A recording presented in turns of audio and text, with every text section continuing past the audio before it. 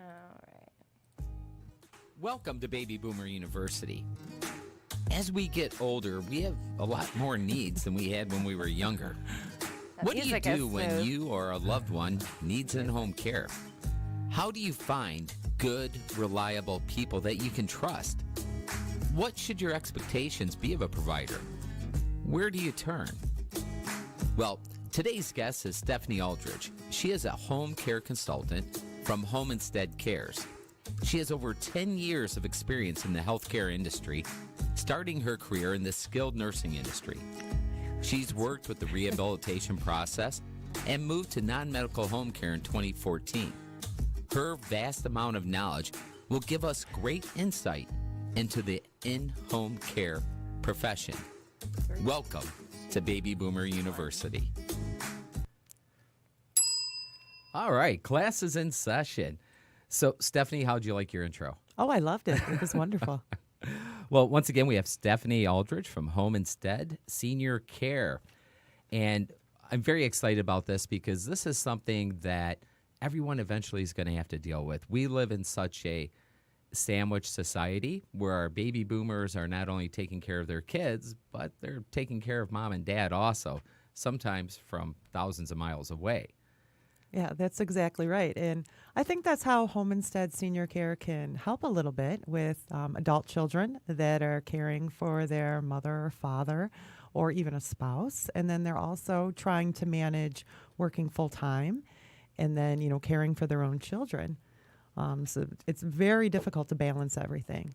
Oh, for sure. So let me ask you this. How would you describe the Home Instead Senior Care Service to a friend?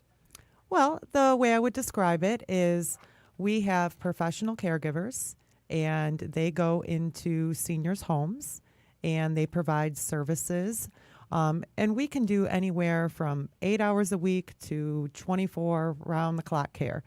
But the things that we provide allow a senior to remain in their home and to live independently with just a little bit of help. Sometimes people just need a companion or someone to help them with like light housekeeping. We do medication reminders. We prepare nutritious meals. We do exercising. We do everything that could help them to live independently. We help with showers. We help with transfers. Okay. All right. So there's a lot of in-home senior care providers.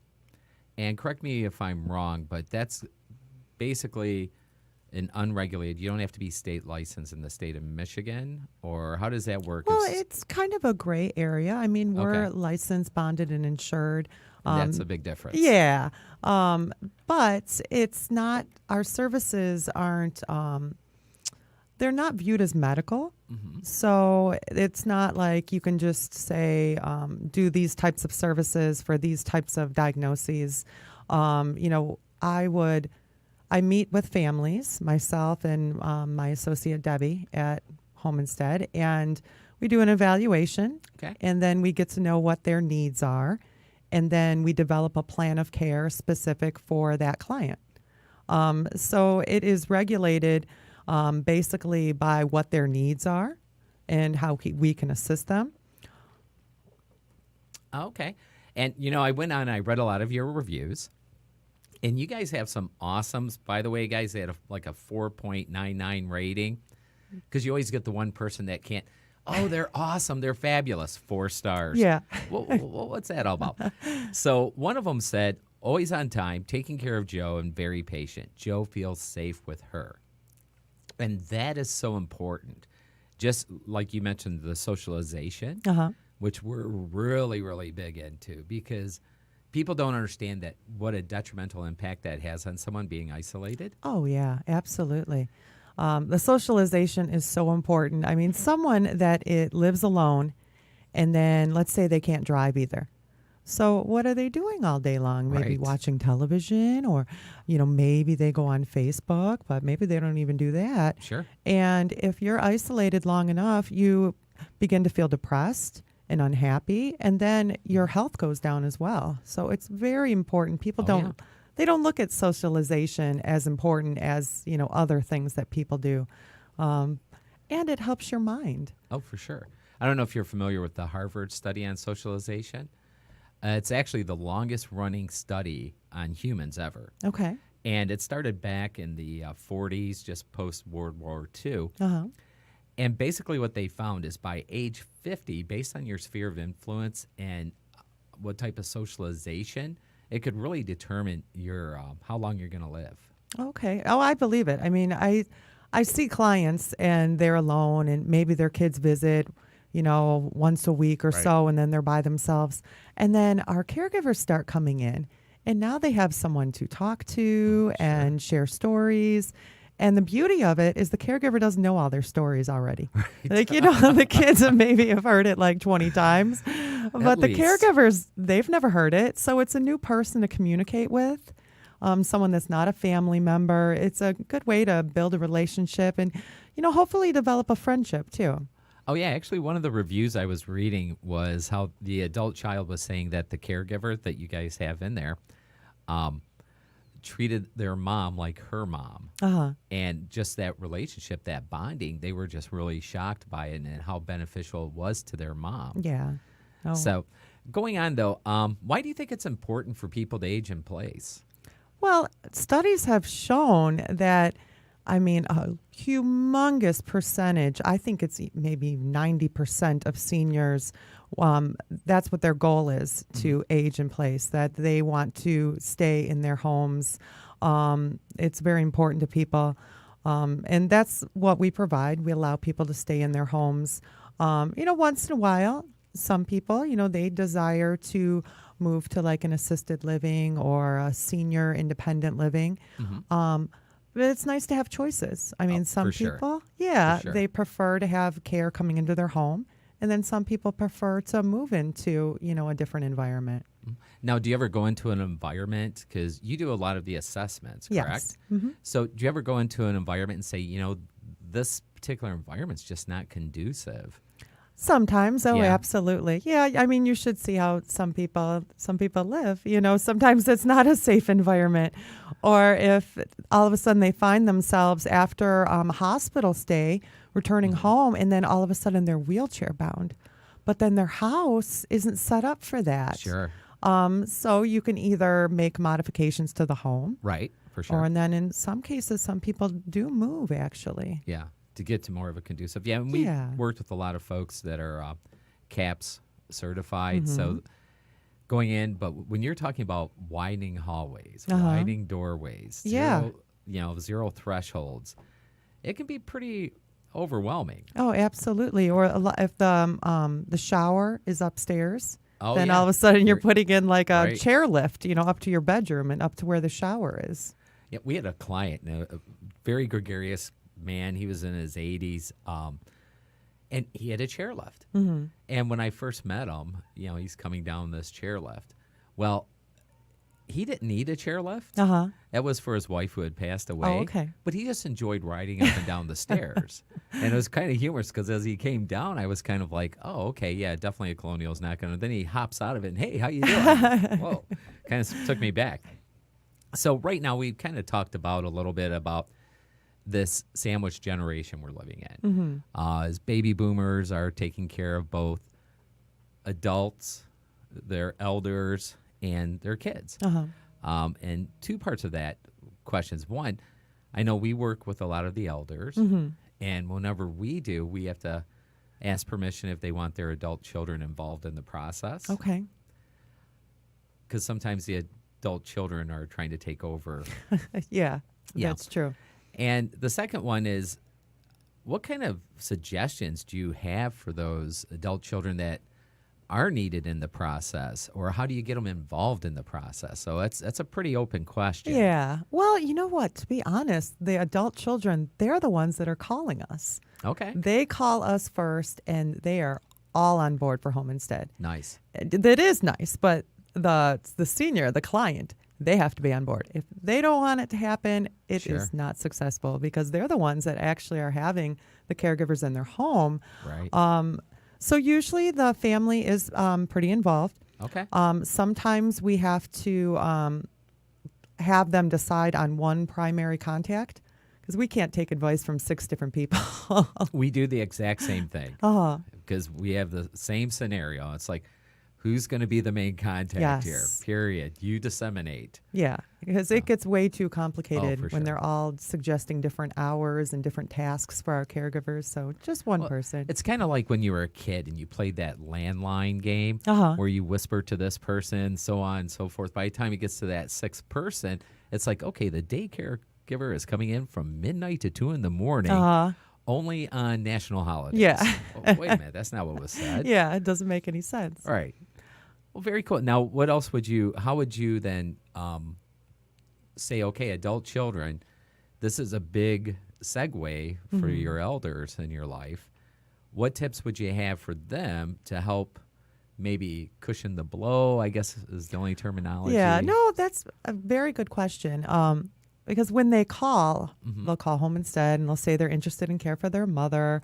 And I always say, well, I'd love to meet with you and your family, but it might be a better idea if you talk to your mom first. Okay. And let her know that you're concerned about her well-being at home and that you feel that, help from a professional caregiver might improve her life. Okay. And then if your mom's like, well, yeah, that sounds interesting. Yeah, I'd love to have Stephanie over and we could talk about, home instead.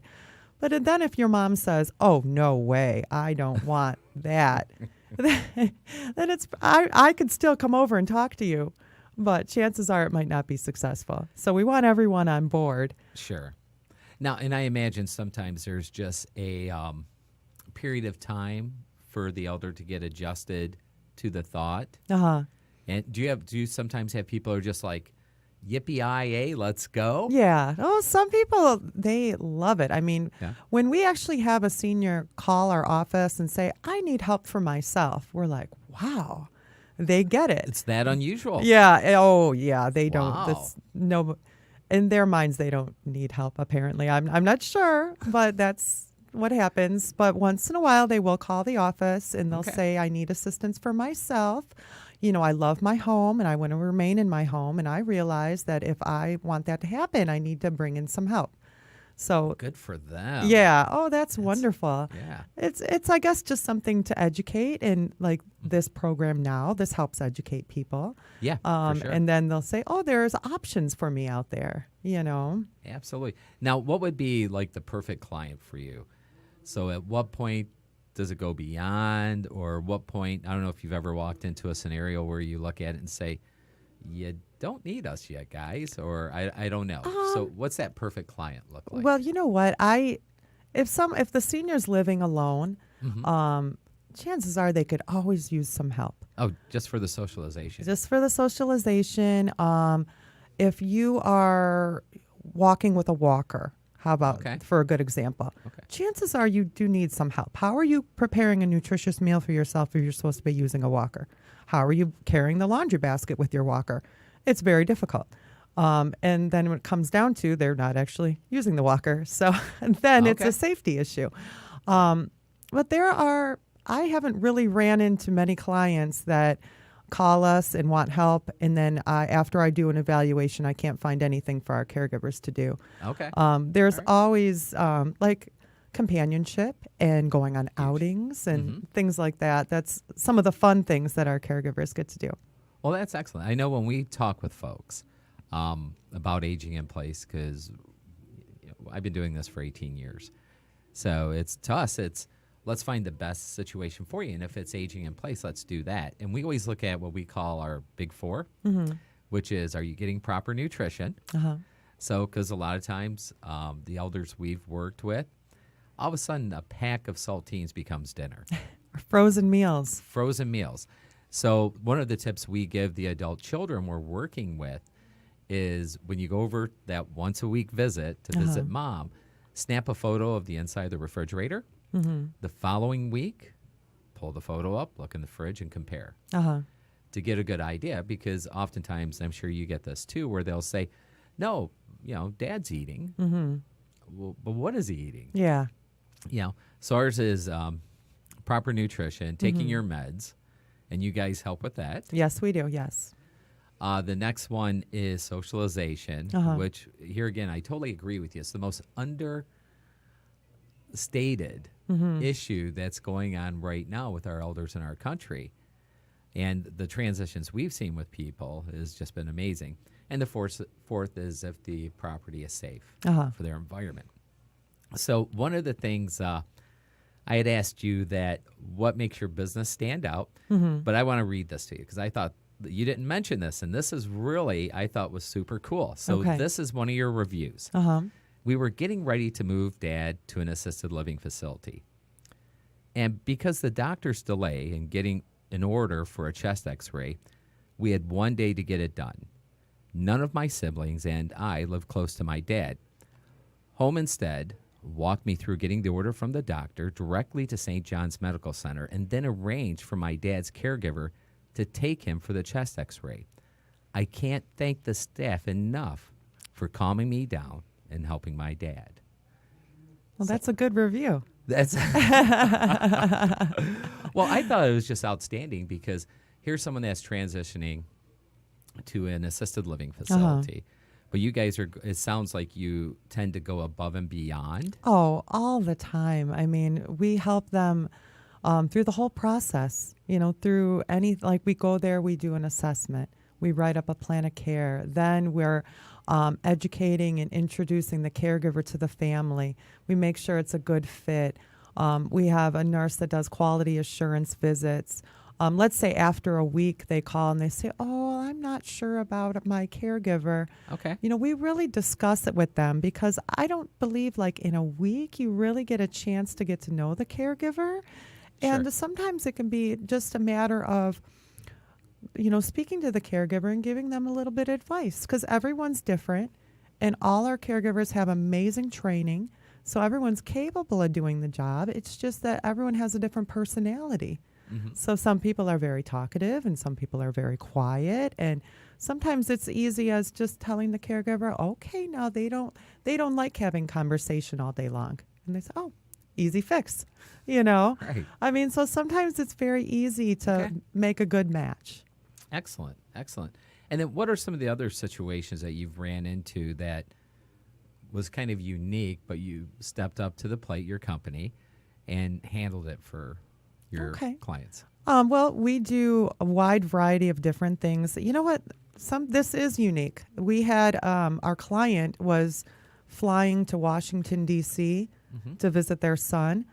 And we had just started this client. We've worked with him maybe a couple weeks, but he wanted us to help facilitate. This gentleman, he was kind of confused. He had early stages of dementia. And this son wanted us to facilitate packing for the trip, which, that's fine. Making sure that Dad went online and had his boarding pass all set up. They wanted transportation to the airport, make sure Dad's getting on the right, plane and things like that. So that was a little bit. Now, we do that, of course. We do transportation and, we help people get ready for trips.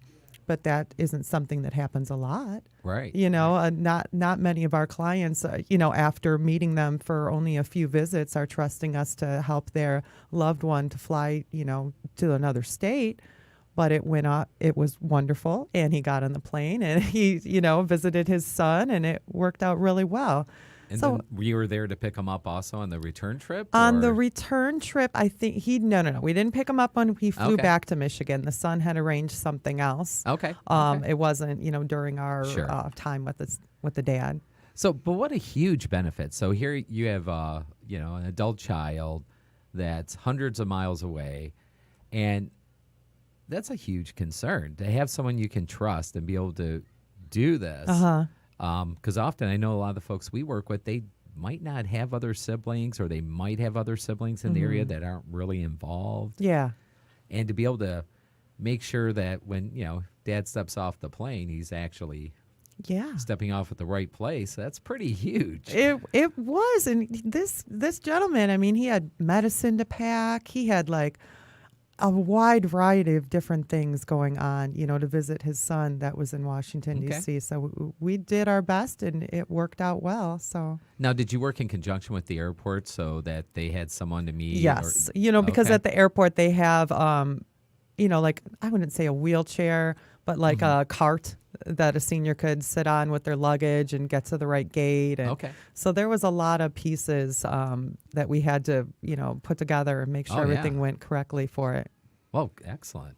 Excellent. Now, has anyone ever went with someone on a trip like that, or no, not flying or anything like that? But just curious. I'm sure the caregivers would like that, though. Yeah, if there's the Bahamas that comes up, let me know. Yeah, I can handle that.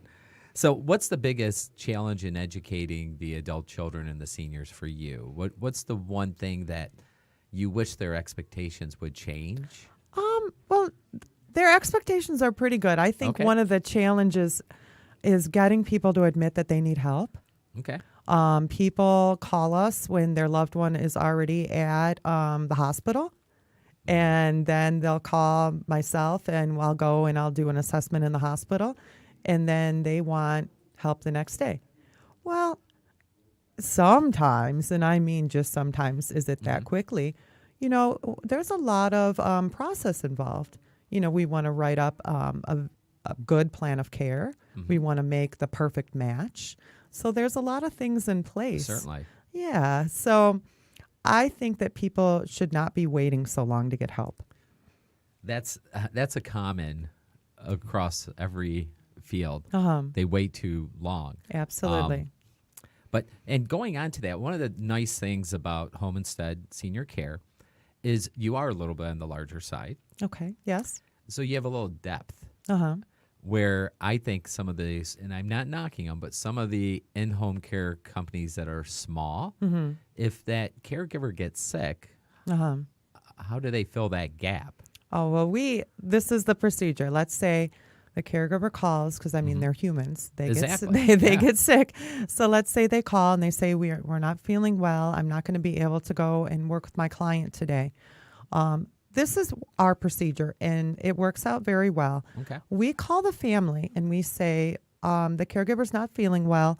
Would you like a replacement? Because maybe they don't want a replacement. And if we just find someone new, and then all of a sudden this new caregiver is going to the house, that might be make the client nervous. Okay. Or, maybe they say, oh, well, I only want caregiver Rebecca. And you sent someone else that would be highly qualified. Right. But people sometimes get set in their own ways. However, many of our clients are absolutely very dependent on our service. And in those cases, we know, because we're very familiar with our clients and our caregivers, and we'll find a replacement, and a replacement caregiver will go in. Because we're always hiring. We're always training. We're always providing education for the caregivers. So everyone will be qualified to go in and do a fill-in if needed. Nice. So what is just out of curiosity, what's your hiring process and training process for your caregivers? Okay. Oh, that's a good question. Well, and it's not even on my sheet. So, no. The caregivers, they do apply online. And then after they apply, we do have like a personality test, which I think is very important. Because if somebody is responsible and ethical and caring, then we can train them, because we have an amazing training program. So if they possess those qualities that a personality test can identify, then we say, oh, well, this seems like a good candidate. So they can come into our office for a face-to-face interview. And if they do well on their face-to-face interview, then the big screening begins. So it's 3 professional reference checks, 3 personal reference checks, nationwide criminal background checks, drug screenings. They have to have a safe driving record, a safe automobile, valid insurance. We do fingerprinting. So they have to be a quality individual. And then we have training that they participate in as well.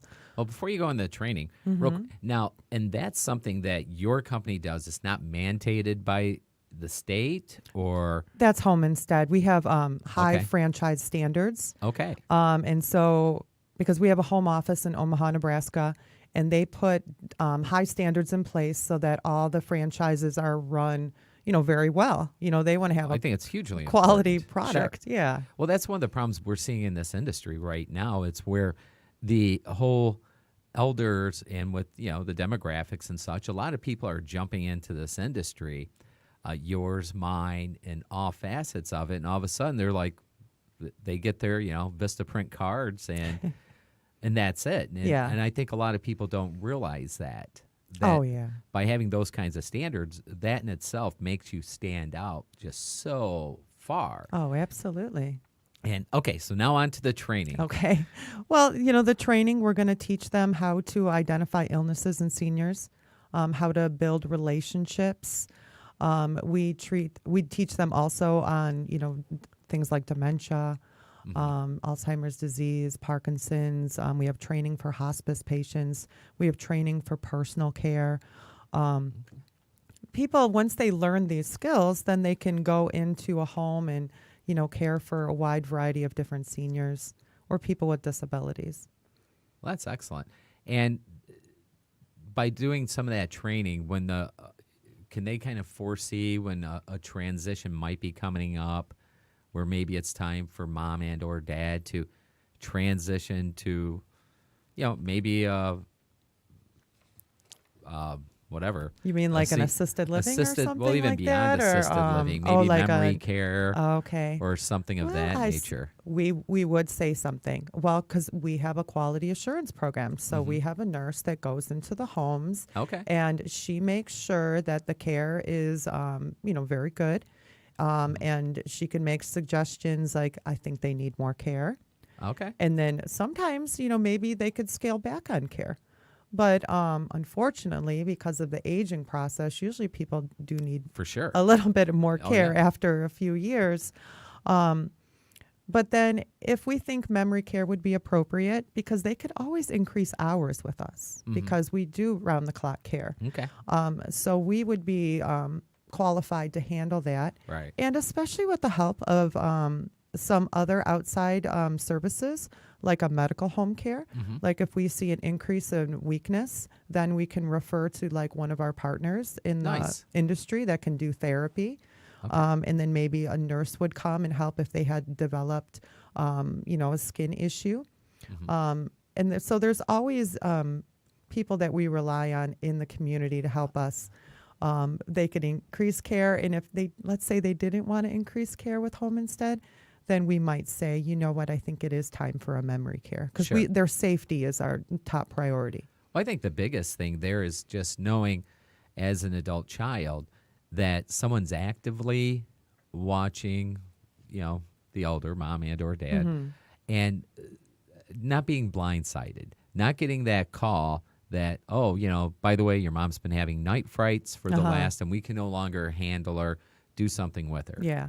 So you guys have the systems. It sounds like you have the systems in place to kind of keep them in the loop, but project those future cares before it becomes a huge issue. Oh, absolutely. No, we would call and make suggestions. Perfect example. My nurse, she goes and sees the clients. So she went and saw one and she said, I think that they need a few additional pieces of equipment in the home. Okay. So, okay, Debbie, that sounds great. So I call the family and I let them know that in order for the safety of your father and the safety of our caregivers, because we don't want them to hurt themselves with, injuring their backs and things like that we need, these pieces of equipment. And then it's, up to the family to get those pieces of equipment. And usually they do. So it's not an issue, so it's safe for everyone. Well, that actually is. I'll read another one of your reviews. Good. So, our aide is a wonderful caring help to my husband. She is always prompt and pleasant. The home care has been all we had hoped for. And like this situation, it sounds like there's a husband and wife. And not only do they want to age in place, they want to age together. And you run into that quite a bit where, quite frankly, your services are the difference between, because, we have had some clients where, the husband went to a senior community because he needed the assistance, and the wife stayed at home. Now, I don't know why they decided to do that, but it sounds like you can really prevent that from happening. Oh, we can totally help. We can help in that situation a great deal, because if you're the spouse of someone that needs assistance and you are doing their care round the clock, it is so hard. And especially for sure, if it's the spouse, they could be 85 too. So that is really hard on someone. So when they, contact Home Instead, let's say they get someone to help every other day. Well, then every other day, the spouse gets a break, and then they can get out of the house and run errands. So I always tell them that because you got worn out because you're caring for your loved ones so much, then they have no one to care for them. Sure. So it's a very good idea to take a break, even if it's just every other day for a few hours. Oh, totally agree. Yeah. And a lot of people don't realize that being a caregiver for your loved one, wife to a husband or an adult child to their parents, is huge, a huge responsibility and very draining on them, not only physically, but mentally. So let's say someone was like that, hey, I'm taking care of my mom. I moved back from wherever, and I just need a break. What's kind of the minimum for you guys and the maximum? The maximum, I imagine, would be 24/7. Yeah, around the clock care. But the minimum at my Home Instead, which, we're in Shelby Township, it's 8 hours a week. So if they only want the bare minimum, then it would be 2 4-hour shifts. Okay. Or 3 3-hour shifts. I know that equals 9, but still, you can get a lot done if you can run out for 3 hours or even 4 hours. You can go to your own doctor's appointments, Right. run errands, go to the grocery store. Sometimes they don't even leave, but then they know that they could just relax in their bedroom, and our caregiver will have everything handled. Just take a break for Yeah. a minute, which that is huge because, quite frankly, like you were saying with the husband and wife scenario, where at some point, if she doesn't take a break, in this case, and get someone to help, then, you're not going to be able to take care of him. No, It's going to come to that point. And that's a really neat service, I think. People don't realize that just those 3-hour time slots, even if it's just going to Starbucks and having a cup of coffee and just decompressing, it's going to make for a better relationship, wouldn't you agree, between that caregiver and their loved one? Oh, yeah, because then I'm not going to say that they resent them. No. But maybe they can't visit their friends. Maybe they don't feel good now because they're getting worn down. And they're like, all of this is a result because I'm the round-the-clock caregiver for my spouse, who I love. But if they are able to get out of the house once in a while or just not have to worry about that person, it does so much for their well-being. They could be a better caregiver then. Oh, absolutely. And having your professional eyes coming in, because quite frankly, business I'm really good at. Medical is not my gig. Yeah. But having someone come in that says, hey, I don't know if you've noticed, but this is going on. We need to get someone in to look at it. That in itself would just be a huge value added. Absolutely. Just little things like there are doctors that make house calls. Oh, sure. There are podiatrists that go to the home. You can have a physical therapist come to the house, and then you can have your professional caregiver. So you can have everything you need, really, come to your home. And you can even order a pizza. That's right. You can even have pizza. Oh, my goodness.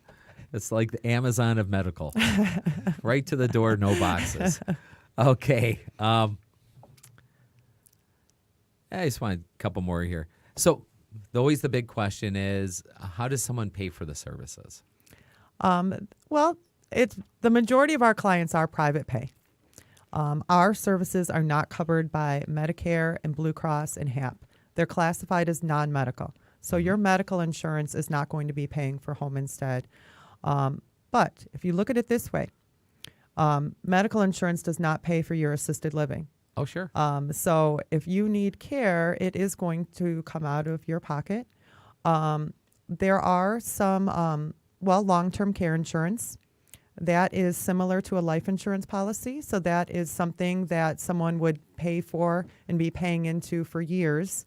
And then when they need the care, they use the long-term care insurance, and that does reimburse for our services. Okay.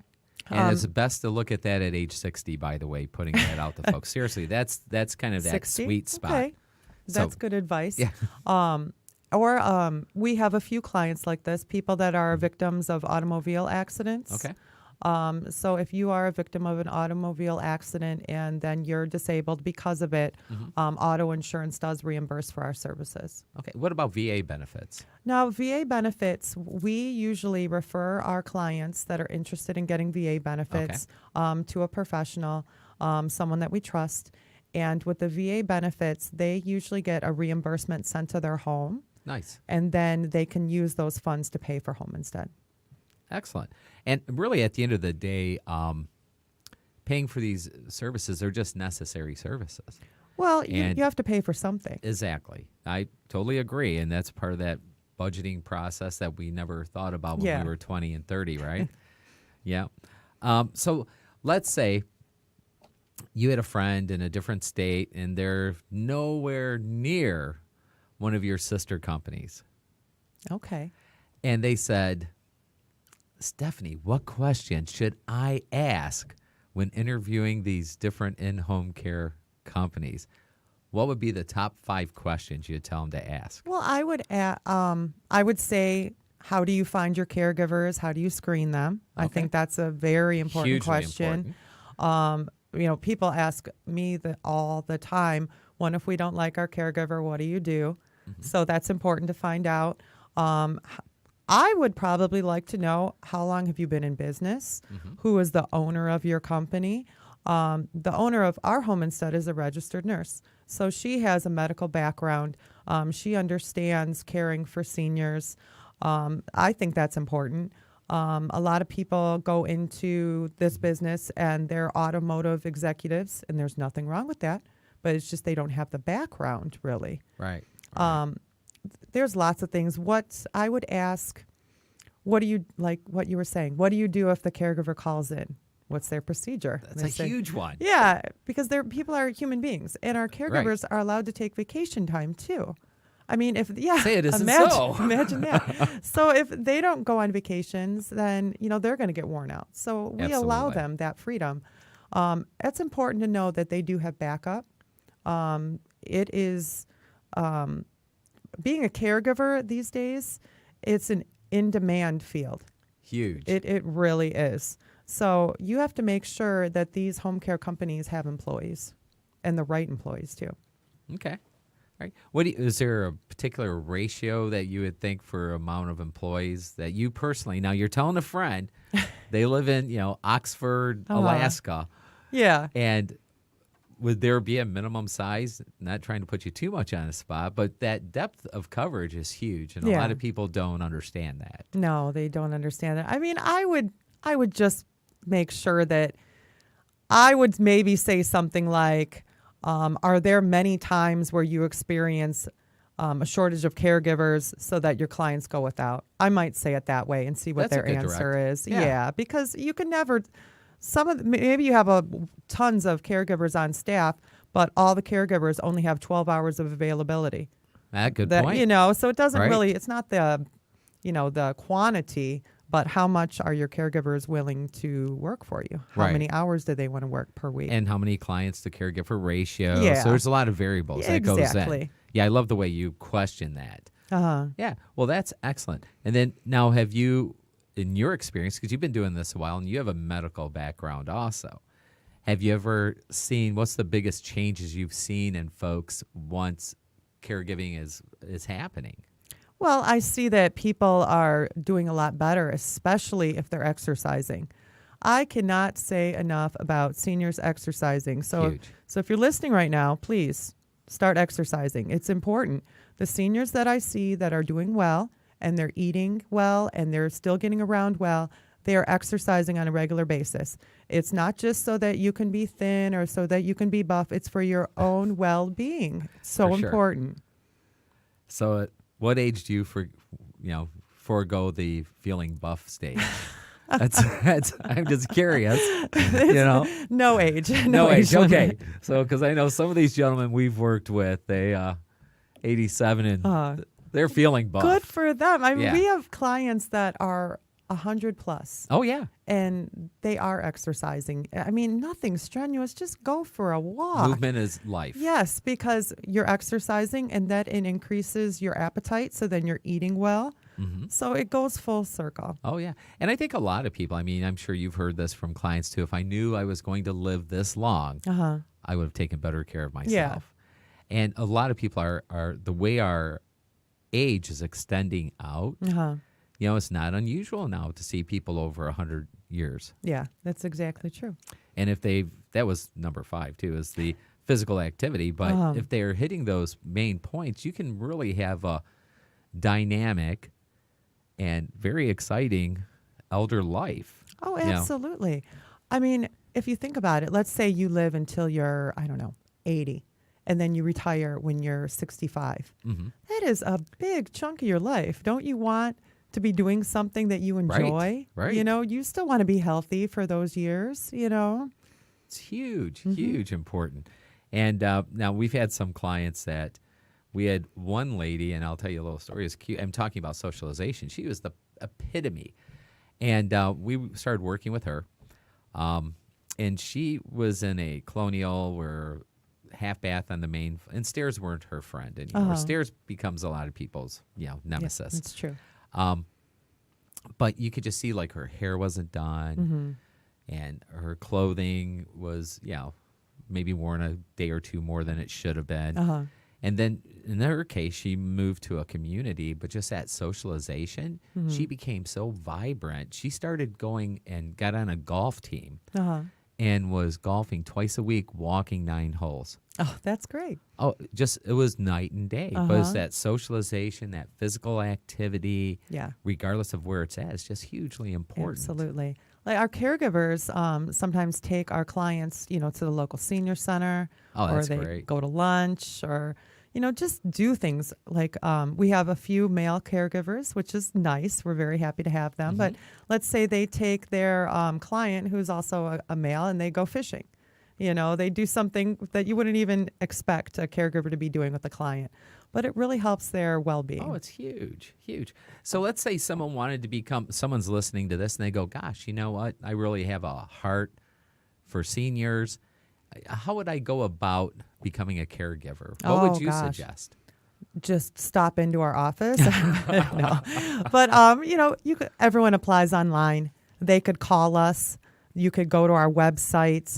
Because when you go to the Home Instead website, there is like forms you can fill out for like an online inquiry. So maybe you're interested in receiving care for loved ones. You might fill out those forms, or maybe you're interested in employment.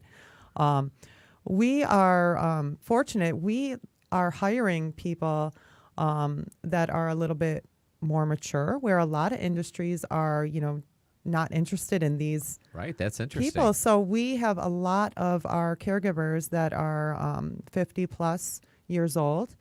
And we have found that those are the best caregivers. A lot of them are going into a second career. So they may have been an executive in the auto industry. And now let's say now they're retired and they're maybe bored, but they want to make a difference in life. Sure. Then being a caregiver is a great fit for them. Well, that is really cool. Now, if someone, would it be beneficial for them to get CPR certified or anything of that nature, just to come to you? Because I imagine you do get a lot of people applying. So something that would cause them to stand out from the populace. That would help out for sure. We have provided CPR training for our caregivers. But really, honestly, if you are a caring person, you're the first step. Responsible, ethical, you have an automobile, we can train you, we can show people. And being a caregiver is really a position that helps you to feel good about yourself. You know that you're making a difference in someone's life. So if that's what you're looking for, then, being a caregiver might be the right position for you. Oh, I think that's awesome. I think it's, like you said, for a second career. Yeah. How great is that? It's perfect. Or like women, now there's a couple out there that are housewives. You don't see it as much. Usually most people are working, but let's say their kids are grown and they're so used to caring for their family and their husband and the kids. So now they have this feeling of, emptiness, like, I don't have anyone to care for anymore. But if they enjoy being around seniors, then, they could care for one of our seniors. Oh, that is fantastic. That is fantastic. So if to sum up things a little bit, just highlighting, let's go through again. Someone wants your services. What's the best way to reach out to you and get those services? And the whole process real quick. The best way is to give us a call. Okay. If you don't know our phone number, you can put in Home Instead Senior Care. You can tell them the phone number if you want. Okay, it's 586-992-0100. So please give us a call. And you might even get me. You might even get me on the phone or one of my associates, and we'll go through the whole process with you over the phone. And, when they're interested, we set up a care consultation. So you get me or one of my associates, and we will come to your home. And we usually meet with an adult child is usually there. They don't have to be, but they usually are. And, the senior that's interested in the care, we'll do a full assessment. And if you're ready at that point to move forward with receiving care, we'll have our papers there. You have a few things that need to be completed. And then we begin putting together the perfect match for the family. Okay. So from start, the day I pick up the phone to the day, Dad is getting the care he needs, what do you think an average time frame? Well, I don't like to rush things. I agree. Because when you rush things, then you just feel like, oh God, we're in such a hot hurry. Yep. And we want everything to be perfect. So I would say it's usually about a week. Okay. We could do a little shorter than that. But like I said, we really want to put some time and effort into making the right match. Totally agree. And I think that's the biggest point I was trying to get to was that don't wait till the last minute, because it makes for a bad situation, not only for the extra strain it puts on your company, but on the elder you're trying to help. Yeah. That, hey, call you guys 30 days in advance. Exactly. Oh, that would be wonderful. People don't normally do that. It's stressful for the senior, too. They don't have a chance to digest the idea. Like when someone calls us and says, I need someone to help Mom tomorrow. Oh, yeah. I know. And imagine how Mom's feeling. Oh, tomorrow someone's coming? Oh, I didn't know. So it's just a good idea to just give it a little time. It sinks into seniors, thoughts and what's going on, and then it gives us a chance to make the perfect match.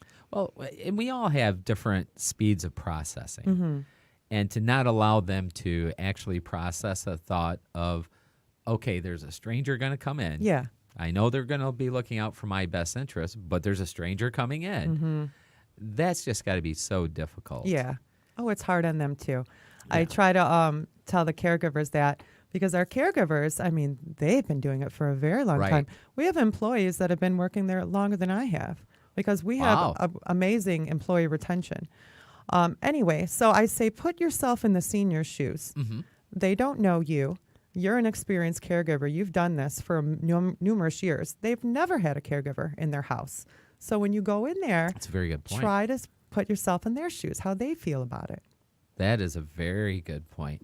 So the takeaway, if we had the three things that you would love for a baby boomer to take away from this whole conversation, I'll throw number one out. Start early. For sure. And what would be the other two? Start early. I guess, oh, man. Start early, and then let your parents, the senior loved one, let them be a part of this decision process. Don't make the decision for them. Together, you have to weigh out the pros and cons of how they want to live successfully. And if they say, you know what, it's very important for me to remain in our home, then Home Instead is the perfect option for you. If they decide something else, then let them do something else. Let them have a say in how they want to age. And part of the thing where you said start early, I think it's important for seniors and their adult children to put together a plan for successful aging and all different avenues of their lives, their finances, their driving. So if you put together this plan, then you're ready for anything. I think that is a fantastic idea, because it's like anything, right? If a bill comes and you don't have the money to pay for it, lots of stress because you're not prepared. Or if it comes and you have the money, oh, well, here you go.